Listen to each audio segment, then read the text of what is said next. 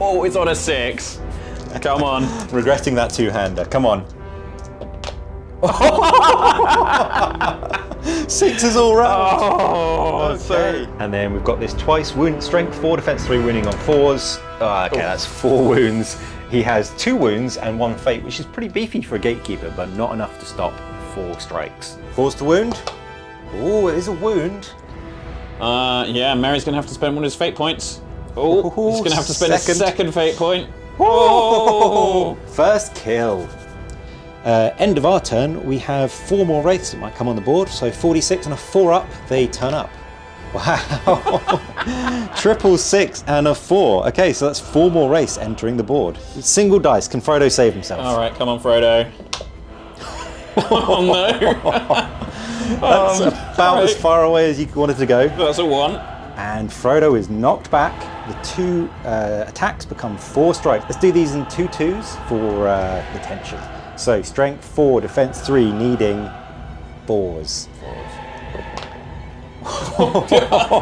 Straight away, Frodo is dead, and the second 3 wounds. He takes 3 wounds, and the Ringbearer dies on the wrong side of the Fords of Bruinen.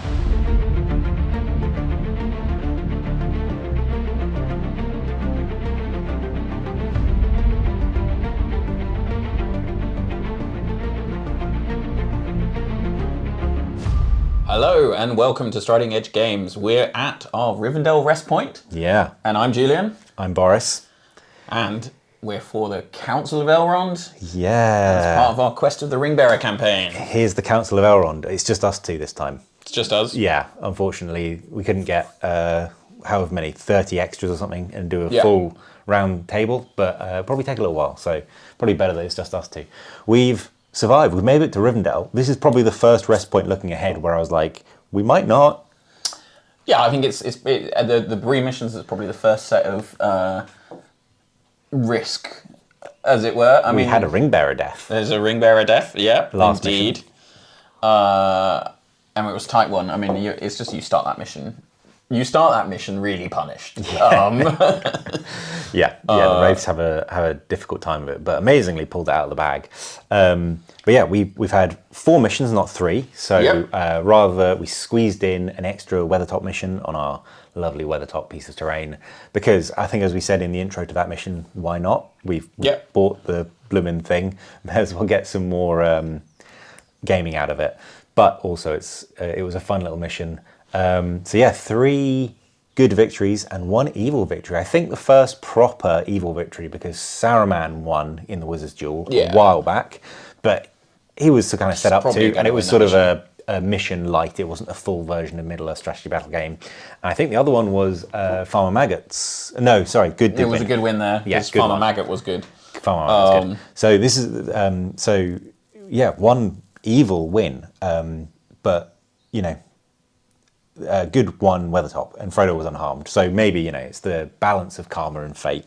That's how it works out. Yeah, and it's also, I mean, I suppose it's significant as well because we filmed the first game of the sequence, the Nazgul and Bree. Yep. In the old edition of Middle-earth strategy battle game. Yeah, edition, whatever, 6 or 1 of MESBG, and now we're in 2nd edition. So that was last year. I mean, for those who aren't aware, we are quite slow. The production timeline is, we're working on these in between everything else. Life. But also, we attended an event, Scouring, where we painted 3 new armies, or 3 of us, including a friend of the channel, Thomas, where we painted 2 whole new armies. Yours is 40 models, mine was only 3 with the 3 trolls. But we attended that, we went on a long expedition, did some extra bits and bobs, and it's only been about 3 months in real life. But yes, with Christmas and with everything Christmas else. And all that sort of thing. So yes, it's been a little while, but we actually been pretty productive. But yes, it has been. Bree was filmed pre-edition change, which was a pretty big deal. We'll go straight into kind of the breakdown of the missions. Start with Bree, straight out of our old rest point. We changed to Bree rather than Tom Bombadil's house, obviously. Yeah, it makes sense. Has to be. Right. We had Bree first mission with Strider. Yeah. Proper heroes, big heroes. You got to play with, mighty hero, someone who has a base strength of 4. And heroic strength. Heroic strength, fight 6 at the time. Yeah, but that was more than enough because the ring race will fight totally 5. Sufficient, yeah. And Goatleaf and Butterbur, who sadly we only see once, but they made themselves known pretty well. Yeah, they're characterful additions in the old the quest book. Yeah. And pleasing to see that they have survived into the new edition in the Road to Rivendell army list. Yes. Which maybe we'll see some play with at some point. And when we've got the models, why not? We've got all the models, yep. And they're all painted, why not? And actually, again, I mean, just go back, I mean, it was Ringwraiths on horse, much more scary than a normal Ringwraith. Yeah, absolutely, actually. It's a good point. We switched back, so I was good last chapter, or last one before last. Last chapter, I went back to evil, so I was playing the Ringwraiths. And yeah, having 10-inch movement, but also 2 attacks on the charge, 4 attacks on the knockdown, which isn't unique to the Ringwraiths, but really helped. It really kind of steps up their lethality, I think. Yeah, I mean, we had Pippin go down, who was the Fool of Took that scenario. Breaking kind of streak, he was twice Bravest Companion the chapter before. Yeah, I mean, him and Mary both have done some decent work so far. I do have my stats in front of me. Bravest Companion tracker, Frodo has been awarded once, Sam once, Butterbur once to look ahead. Gandalf once. Merry and Pippin have each been awarded Bravest Companion twice. So they are tied at the moment. That's true. So really interesting. Yeah, I mean, you touched on the Butterbur, which I think is that's a nice... it will never happen again. No. He's lost his bash. I mean, that's a sad change. It was really kind of a light bulb moment of just like, oh, this is a way to kill a Ringwraith. Yeah, well, once they're off the horse, they lose all that previously said lethality and died then to Aragorn real quick because they didn't have the mobility to get away. But yeah, Pippin was the fool of that mission, I think, because from memory, he effectively poor Pippin got left out, compelled, charged, died very quickly. Frodo also got charged and pretty heavily wounded, but he did survive with I think all of his wounds and the fate.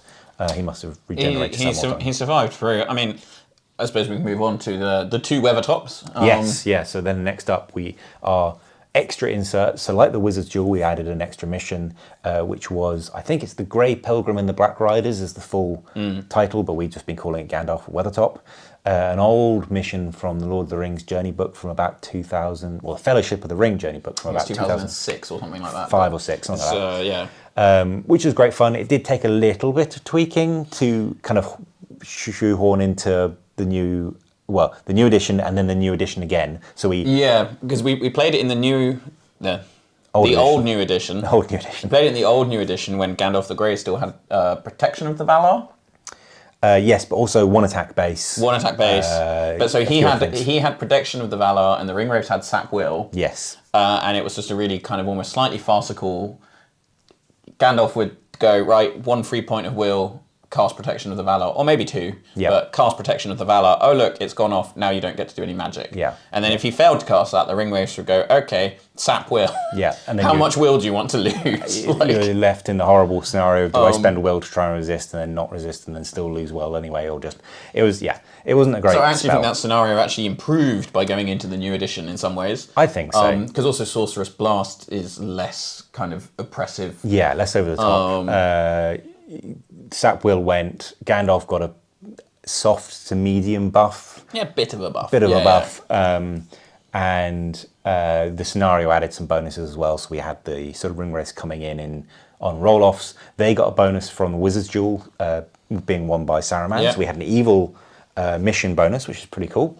And Gandalf won by the skin of his teeth. He just survived. So I believe he survived on 1 wound. Yeah, 1 wound, no fate. So he was pretty beaten up. Again, we played the old edition version and it went both ways. Gandalf absolutely trounced and got killed really quickly. And that one, it went right to the wire. He was down to 1 wound, no fate, and managed to get that 4th Ringwraith disappeared, and that was the Good's victory condition. Yeah, I mean, I think Glamdring makes a lot of difference. I think so. I can't remember whether we took advantage of two-handing or not. I don't remember. I was playing Gandalf because we decided to switch it. So one, you got to play Ring Wraiths, and two, it was matching the player evil, good evil assignment for the Wizard's Duel. Yeah. So because you won with Saruman, you got to play the Ring Wraiths. It was a really fun one. It was the first one we filmed on Weathertop. That was just it was so great to have models on and Ring Wraiths on foot. Yeah, I mean, it was just great. It's where we're sort of. I mean, part of the reason this has taken some time to get there is just our desire to do the scenery to sort of. A decent level. Just do the missions justice, do the filming justice. We've got all these lights and cameras, and we spend so long editing it and writing it and putting so much effort into the production of it. It seems such a shame to then, we paint the models, I think, fairly nicely. It seems such a shame to then have the terrain be the sort of weak link in that. And it's something our old friend of David Brains, who did 30K channel, said that terrain is the third player. Yeah. The board is the third player, I think he used to say, because he did amazing boards. And so I mean, we have scratch built our prancing pony, which we're quite pleased with. Apart from I hated myself cutting out shingles, but I think that ended up pretty well. But we did. From when we first started talking about Weathertop, talking about the Quest of the Ringbearer campaign, we were basically like, how are we going to do Weathertop? How are we going to do Weathertop? How are we going to do Bree? And then looking ahead is Moria is the next one. Moria. It's the next, which we haven't solved as of time of recording. But like Weathertop is just so iconic. Yeah, it's the first scene in the movies where there's like a fight with peril. It's just such a nicely directed scene. I remember being about 12, and I can't remember if it was in the trailer or not, but the gloved, gauntleted hand drawing a sword in harsh, high contrast lighting. Fact, this particular Witch King pose. Yeah. Where he's drawing his sword. Just everything about it is such a sublime scene. So yeah, doing that justice, that's kind of what the Quest of the Ringbearer, this whole thing is basically us trying to give justice to our childhood love of the whole trilogy. So we took the silly plunge and we bought the Forge World Weathertop, which is a beautiful model. I can't say we can recommend it to our viewers because it's a silly thing to do financially. But if you are in the position to get one, 100% worth it. I don't regret it. Yeah, I mean, it's really cool looking. It's really cool. I mean, we're going to have to play some more games. We've already said we're going to be getting some games in on this one. Yeah. Potentially, maybe some Angmar versus Arnor or something like that. It's thematic, isn't it? Be a nice thematic. We need to paint. Well, we've sort of got an Angmar. We'd have to paint Arnor. Yeah. Yeah, we could do that. We could do that. But yeah, so Gandalf at Weathertop, Gandalf was bravest companion. There was no fool who took. Yeah, makes sense. Then we were on to Weathertop proper. Hobbits, Aragorn versus 5 Ringwraiths. Again, another classic sort of narrative scenario. It's been existing in Middle-earth strategy battle game for nearly 2 decades. I remember seeing, I think in the Journey book from 20 years ago, there was a version of the scenario. I think it was in the original rulebook. It might have been in the original rulebook, so it's a classic. We switched back, so I went back to being evil. Close, but not too close. The Ringwraiths were thoroughly pretty beaten up. I think of the times we've played it, it wasn't like the most resounding defeat for the Ringwraiths, but it was one of the more resounding defeats. Yeah. Merry died. Merry died. So it's always that, when you play that scenario, it's a bit of a race. See how much damage you can do to the 4 Hobbits with the 5 Ringwraiths versus when Aragorn turns up, and then you're basically in a holding pattern, desperately trying to maybe not lose so fast because he's very good, obviously. Yeah. But yeah, we got Merry. I think that was another one where that was the high point, though. Really, that was the high point, and it was another one where the new edition change made a really big deal because Sam's 2 attacks base. I remember just being beaten by him in the dual roll over and over again. The Witch King went into Sam 2 or 3 times. Yeah. And Sam just won because you have no banner rerolls, you have no might as the race, you have 1 attack. If you don't roll that 6 against the Hobbit, there's a chance you're going to lose. So yeah, I mean, I suppose the only thing is that he didn't get a huge advantage out of his free heroic combat because for him to actually kill a Ringwraith is a bit trickier. Yeah, Frodo also actually burnt all his might and down to 1 will, which is interesting. Merry died. Strider spent a point of might, but no. I mean, Frodo was also done in part with knowledge that in the next mission you just start without any of those things. Yeah, that's a good point. Yeah, Frodo may as well burn all his might in this mission. But yeah, another interesting one, kind of went as expected, but the bravest companion was Sam, and the fool of a took was no one, as no one particularly, even Merry, he died defending his friends, and he did very well. I think he held up a ring race. He did a decent job. For a whole turn. They all kind of like spread out. I mean, if anyone was even slightly foolish, it was probably just Aragorn, because he was just a bit slow turning up and then wasn't very... Had to chop his way through a ring wraith, but... Yeah, no one in particular, which is absolutely fine. The bravest companion is the one you have to choose in this campaign, and then the fool of a took is optional. So obviously as the evil player, maybe you want there to always be a fool of a took, but actually it should be done fairly, and often there isn't. Yeah, I think we're trying to be equitable, within reason. Yeah. Well, that takes us to the fourth and final one in this chapter. Flight to the Ford. Flight to the Ford. Unexpected evil win. But how did you find that as the good player? I mean, so again, I mean, we always discussed these before. We did make the choice, and I believe we mentioned in the new rules now, Arwen, if Elrond's not in the army, she gets to have Hadafang. Yep. Which would be +1 to wound spirit models, and we kind of decided let's not do that. Especially good one Weathertop, so all of the race start with a point of will less than standard. So I think they start with either 4 or 5, and then they went down to 3 or 4, and then the Witch King had 1 more than that. So really rough. It would be pretty bad. And I mean, I have a decent respect for Arwen. I mean, she's fight 6, which is great. It's okay for an elf, but good for everyone else. Yeah, and Asphaloth is a nice little upgrade. Really good. So I mean, it kind of it went, not as you expect, but we kind of knew going in. It's a kind of funny scenario. I think it's actually really hard for the ring wraiths.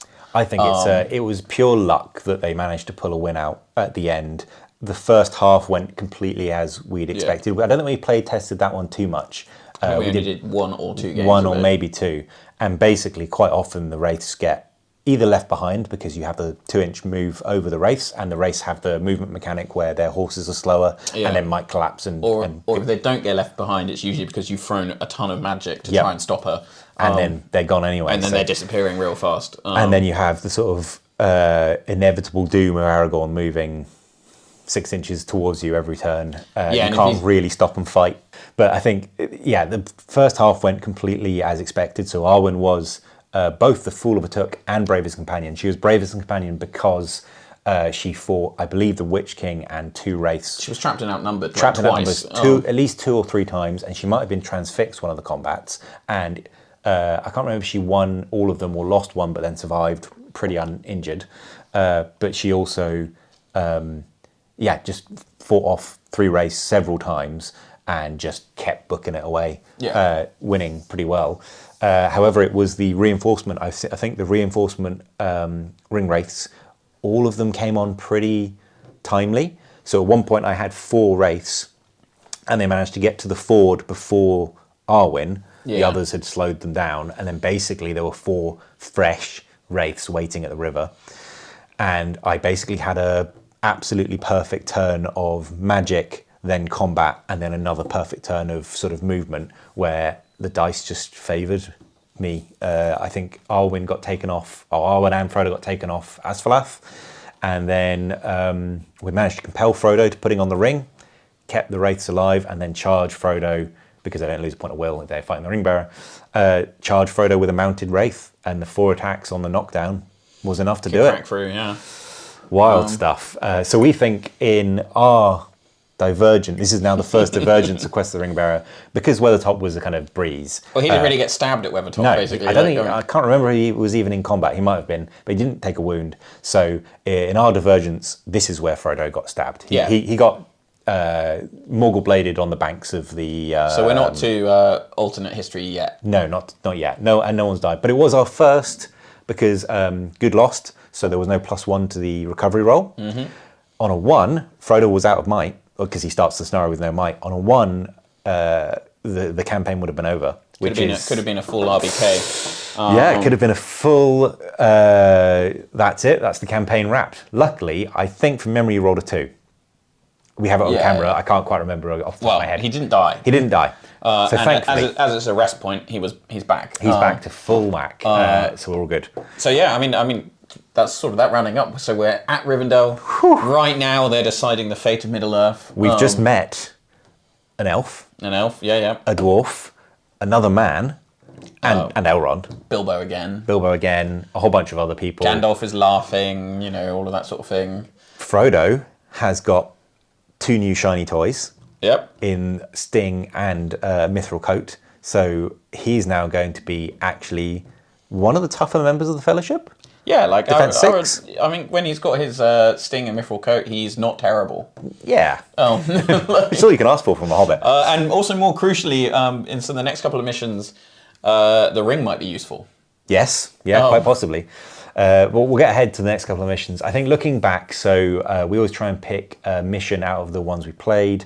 Do you have a favourite / one you would recommend if someone was at home and wanted to just play an evening with friends, beer and board games, for an evening, put some models on the table? I mean, I think in terms of the easiest mission to actually do without having all the terrain is probably the flight to the ford. I was going to say Weathertop if you proxy it, but yes. Yeah, the flight to the ford is the easy one. Yes. It's not that good a mission. It's fine, but fine. It can be over quite quickly if you're... Yeah, it can be real... if the ring wraiths kind of fluff it, and Arwen can just be off. Yeah, and if your reinforcement rolls or whatever they aren't very good, Arwen's just gone, and then it's not very exciting. Bree is a fun-ish mission. I thought it was good fun. The sentries could mess you up again, which I think is always Bree, though, difficult. also is something where the terrain is really important to make it interesting. Really important. If you played on an empty board, it would be really we took boring. the decision to basically block the Fellowship from being able to just mainline it off the edge through our terrain placement, and I think that was the right call because it made it more interesting. Yeah, I would agree. So really, I mean, it is the 2 Weathertops. And out of the 2, I think it's the classic. It's the classic Weathertop. If you can have a Weathertop or, make your own. Something equivalent. There's a great, it's not in the Ringbearer book, it's in the old source book. There's a great sort of template of how to make it from foam. Yeah, they actually have the templates on the pages so you can sketch out and build it out of foam, which I think I'd love to see. If anyone does, please tag us, post it online and tag us because it'd be awesome to see.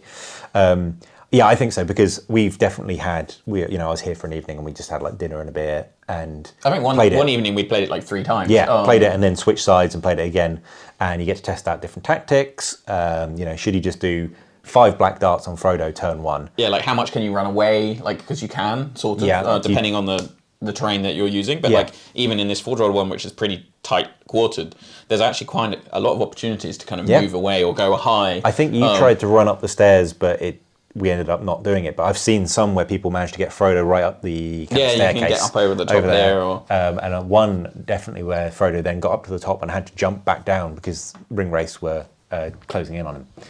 So yeah, I think the Weathertop definitely I would recommend as the mission looking back. So 4 really fun scenarios, really decent. I think this was in almost every way an improvement on the previous chapter. I think it's just got better, which is really exciting. I think we'll probably continue in that trend, looking ahead slightly. Yeah, I mean, I think we are also through the ring wraith heavy section. We are, yeah. We won't see them again until the Dead Marshes or something. Yes, and that's on a fell beast as well. That's very different. So these little on-foot ring wraiths, unless something changes, or they get dismounted, are done for good. They've served well. They've been in a lot of scenarios, and you're right. We've done a fairly heavy ring wraith heavy chunk of missions. I think again we said this one's taken a long time in real life because it's been so hobby intensive. The models and the camera equipment and all that sort of thing is actually we managed to get together quite quickly. It was we've got these 2 illustrative bits of terrain here, but Weathertop and Bree. But actually, for Bree, we built an entire town board with roads, other houses,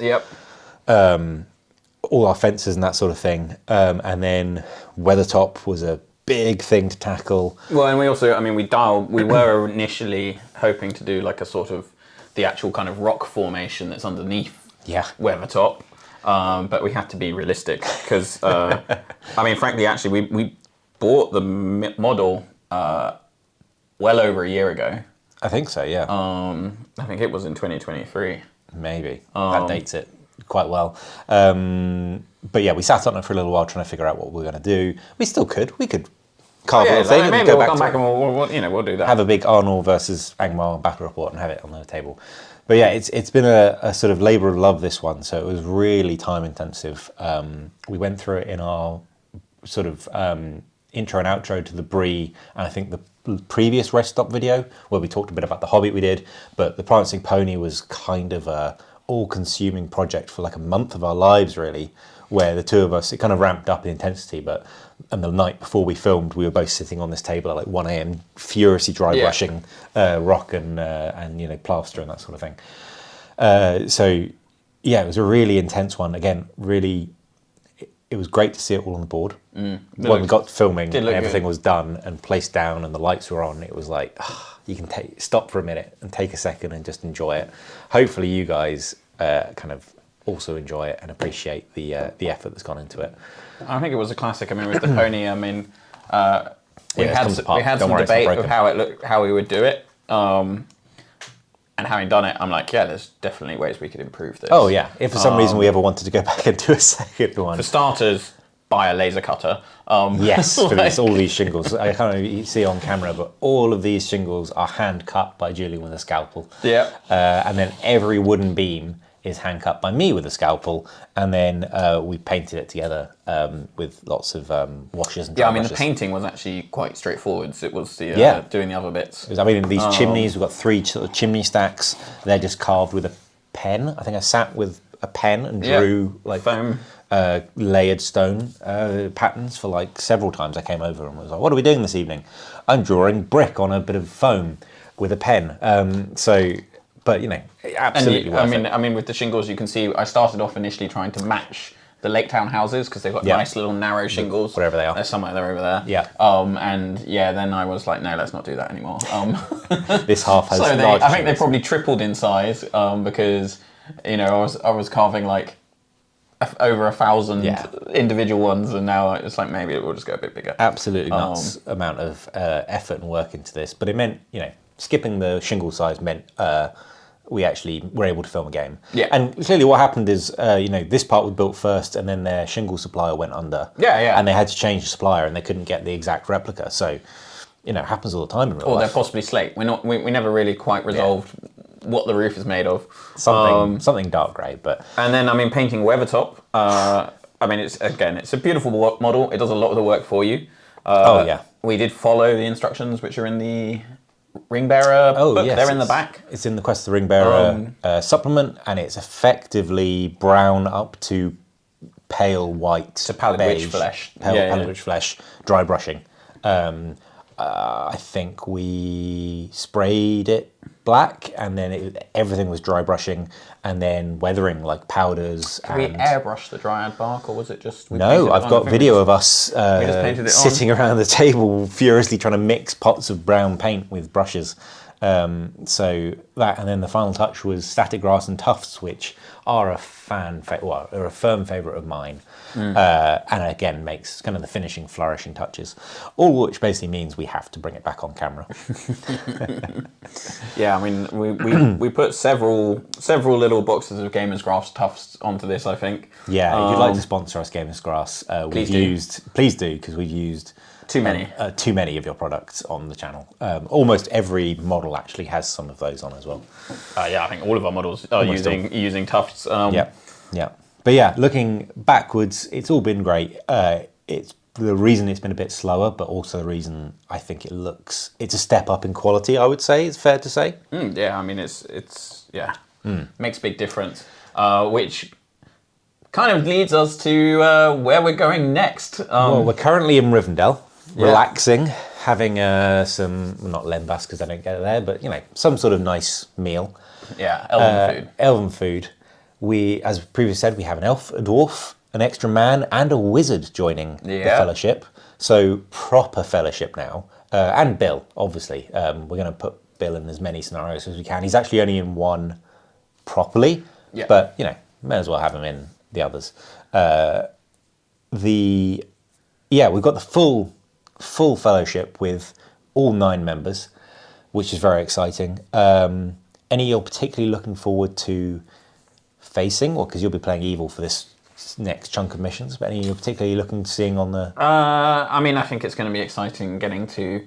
it's quite a long run, isn't it? The rest point isn't until Lothlorien. I think it's got to be the Bridge of Khazad-dûm.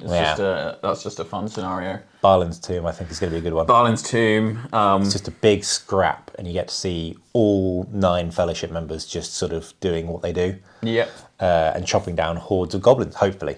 And the Watcher in the Water might be a bit of fun. That might be a bit of fun. But yeah, like I say, it's a long, looking ahead, it's a long old chapter next. So we have Caradhras. Yeah. Which is a little card game mission, which can be fun. That should be straightforward. Yep.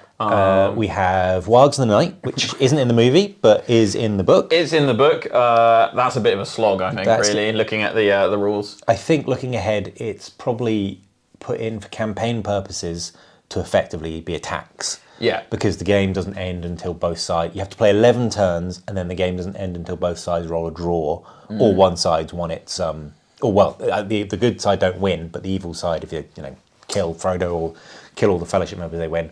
You have to tie priority. I mean, in the rules, the Watcher is... I mean, all of these missions, I think, are kind of attacks. Yeah. But, because the Watcher, game-wise, he's great. I mean, we love... The Watcher is really fun. We actually we went to a doubles tournament with the Watcher. Yep. And it was...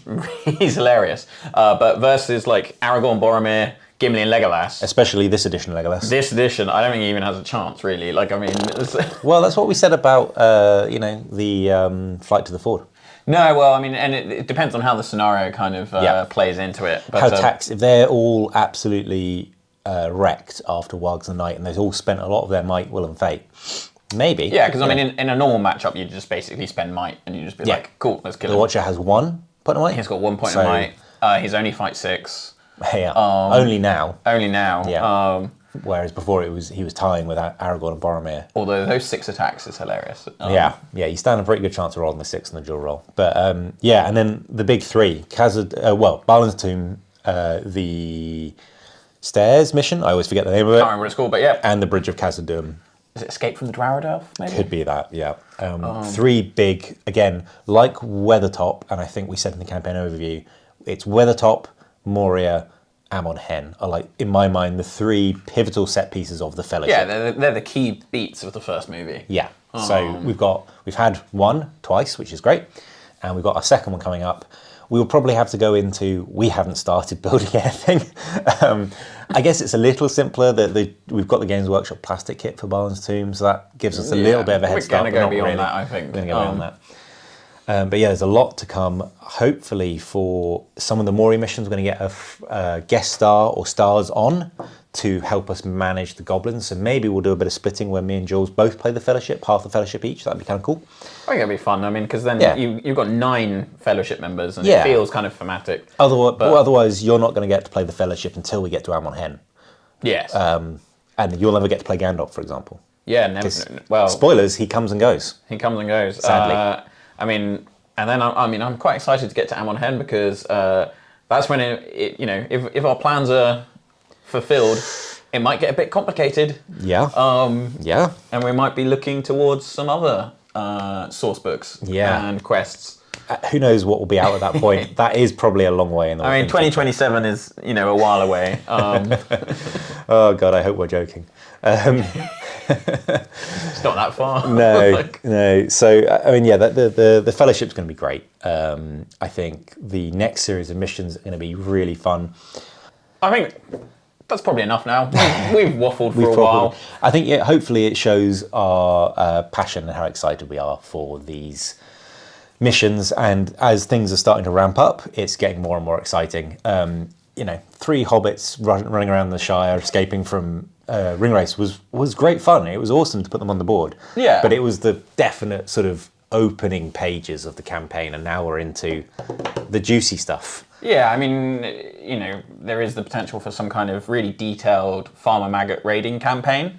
I think we should do an event day where everyone plays Farmer Maggot and we have a league table to see who can steal the most crops. Maybe you have Farmer Maggot strikes back and wasn't that the Scouring of the Shire? Well, Scouring the Shire, yeah. Which we'll get to eventually. Who knows? I mean, that would be a fun event.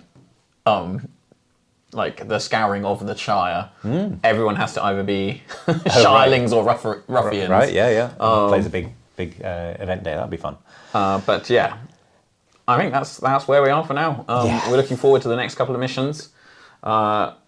Like us on all of our social medias. All that jazz. We have recently set up a Discord and have a pretty good, small but enthusiastic following. Yeah. We can't pretend to be experts in any particular field, but if you want to chat to us about Middle-earth or the channel, they've already started harassing us for not releasing videos fast enough, which I think is probably a good thing. Yeah. But maybe not for our sleep patterns or something. Who knows? Yeah. But yeah. Come along and join that if you fancy that. It'd be great to hear from you. I think we will finish up the Council of Elrond, see what all these funny interlopers have to say, and we'll get into the next chapter of Quest of the Ringbearer. And we'll see you on a snowy mountain peak. Yeah. We'll see you then.